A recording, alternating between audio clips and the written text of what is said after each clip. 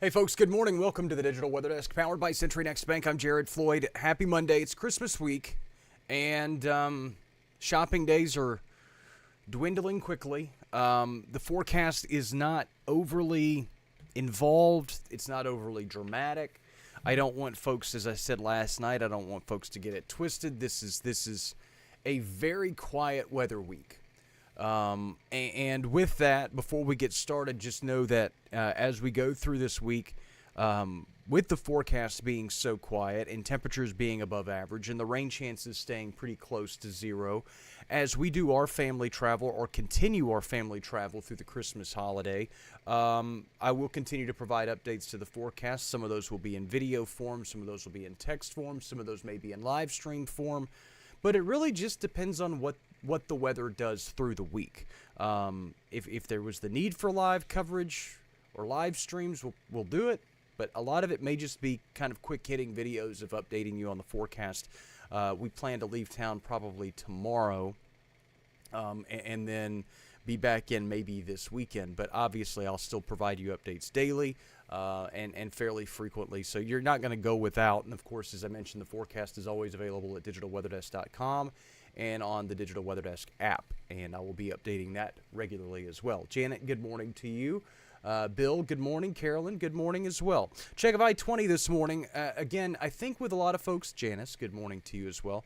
As travel kind of gets staggered going into Christmas Eve and Christmas Day, I think that you're going to just see fewer and fewer people on the road at any one given time. We're not one of these huge metropolitan areas like LA or Chicago or Dallas or something like that where you go, okay, 2 days before Christmas at 5 o'clock, man, the roads are going to be crazy. Everybody kind of staggers their travel out, so we usually don't run into any significant headaches or major headlines and things like that.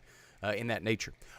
Daytime highs in most spots will return to the 70s. Right now we're in the upper 50s. Winds are generally calm, and the dew points are in the mid-50s.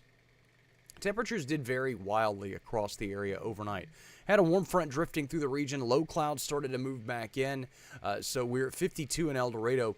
A lot of those areas were in the mid to upper 50s by around midnight, so we didn't really cool off much through the overnight time frame. Meanwhile, across portions of northern Louisiana and through the Mississippi Valley, temperatures either stayed steady or actually even warmed a little bit through the overnight. We're at 58 in Monroe, 63 currently in Natchez, and everybody else kind of sandwiched somewhere in between.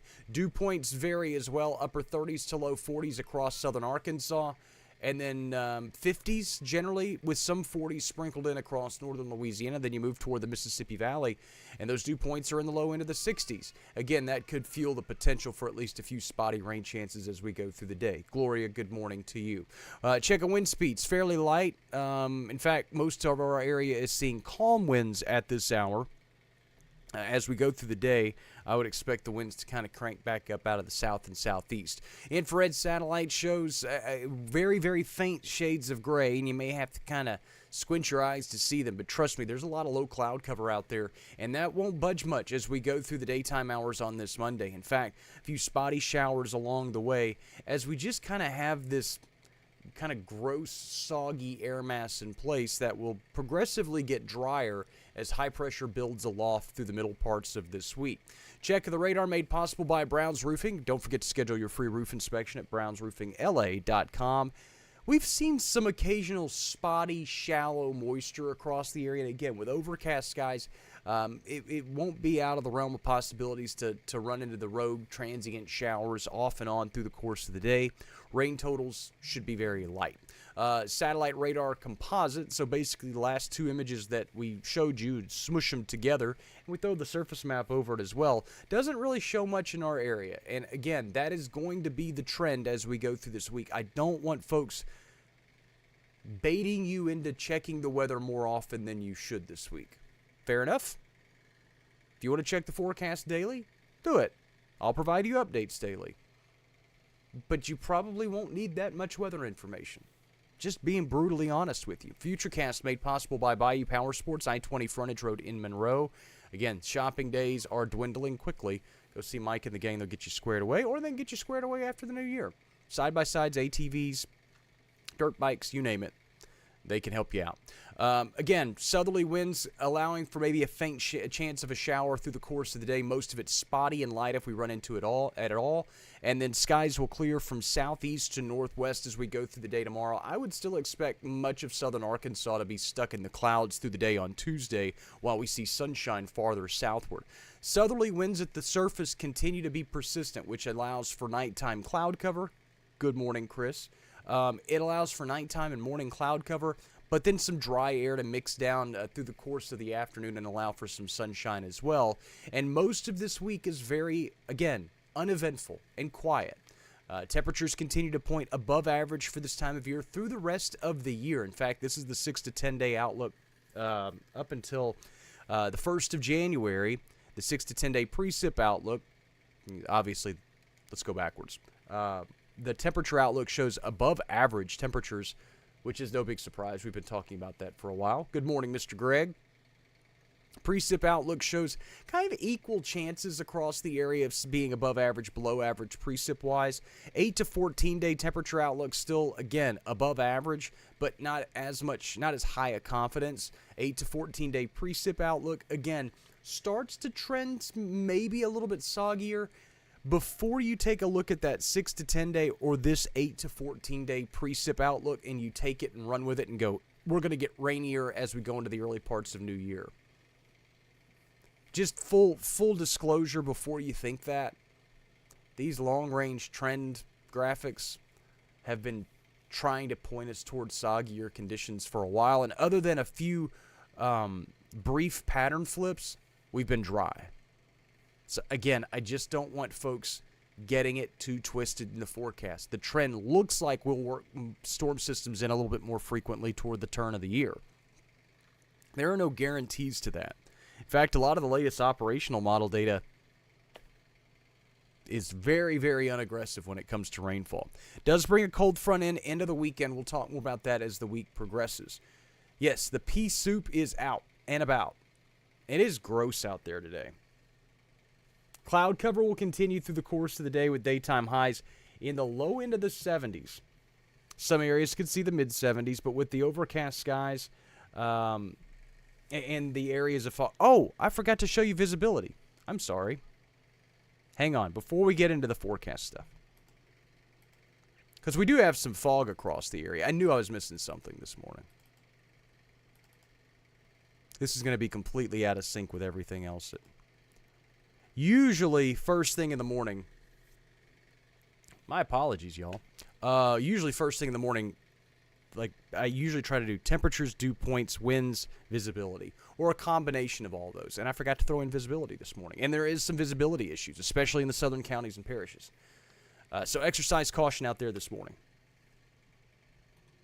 So sorry, guys. In fact, Catahoula and Concordia parishes were added into a dense fog advisory this morning. I feel bad. I should have warned you that way ahead of time. You had to wait until way, way into the forecast to get there. Low 70s for highs today. Cloudy, warm. Again, visibility, patchy drizzle. Just limited visibility issues as we go through the day. Winds will be out of the southeast. Lows tonight, excuse me, low 60s. Warm, muggy.